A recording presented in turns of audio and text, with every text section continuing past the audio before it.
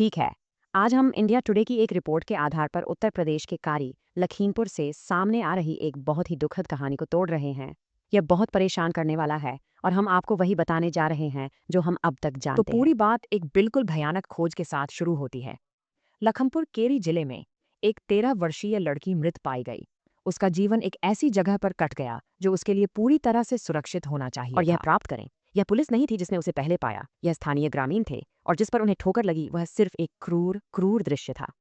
हम एक युवा लड़की के बारे में बात कर रहे हैं। ऐसा प्रतीत होता है जिसे न केवल मारा गया था बल्कि कथित तौर पर प्रताड़ित किया गया ठीक था। है, चलिए Right from the दृश्य से get-go, it was कठिन clear this was a तथ्यों को case of बाहर extreme निकालते हैं। violence.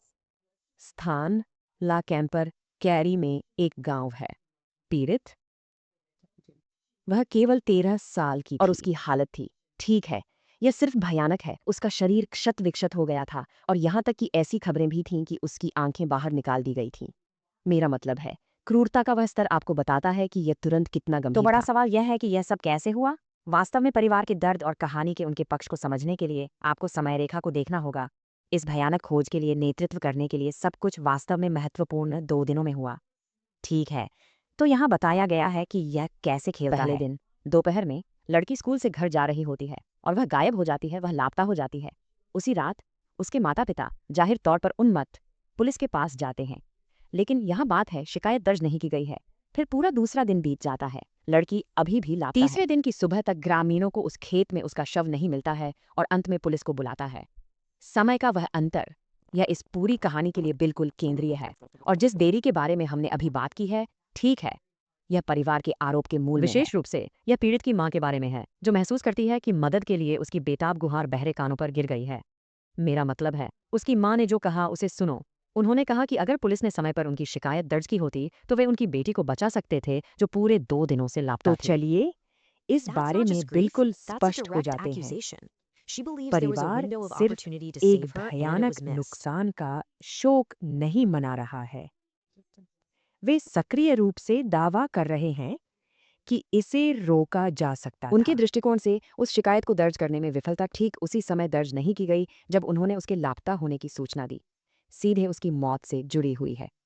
ठीक है, तो चलिए गियर बदलते हैं और आधिकारिक जांच को देखते हैं। शव की खोज के बाद क्या एक हुआ? बार जब ग्रामीणों ने यह फोन किया तो आखिरकार एक औपचारिक जांच शुरू हो गई। तो पुलिस ने क्या किया? खैर, एक बार जब वे घटनास्थल पर थे तो चीजें आगे बढ़ने लगीं। वे पहुंचे, शव को बरामद किया और उसे पोस्टमार्टम के लिए भेज दिया, जो यहाँ बिल्कुल महत्वपूर्ण होने वाला तुम्हें है। पता है, यह And मामला तेजी से बढ़ importantly at this गया। point, a हम complaint उच्च was स्तरीय finally formally ध्यान की बात registered. कर रहे हैं।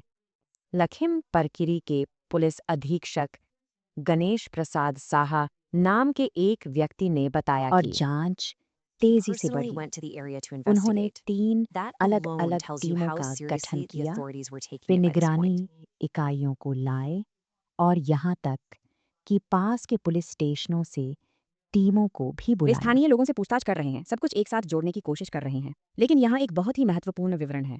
जबकि परिवार पुलिस की निष्क्रियता पर अपनी भावनाओं के बारे में बहुत स्पष्ट है, उन्होंने वास्तव में किसी भी संदिग्ध का नाम नहीं लिया है। तो अधीक्षक एसपी साहब ने अपने शुरुआती विचार दिए। उन्होंने कहा, प्राइमा फास, जिसका मूल रूप से मतलब है पहली नजर में ऐसा लगता है कि लड़की को पीट पीट कर मार डाला गया था। आप बहुत सारे चोट के निशान देख सकते हैं, लेकिन वह यह कहने में भी बहुत सावधानी बरतते हैं कि देखो यह वही है जो हम अभी देख रहे हैं। वास्तविक तथ्य, ठोस सबूत, यह सब पोस्टमार्टम से आने वाला है और अभी चीजें काफी हद तक वही हैं।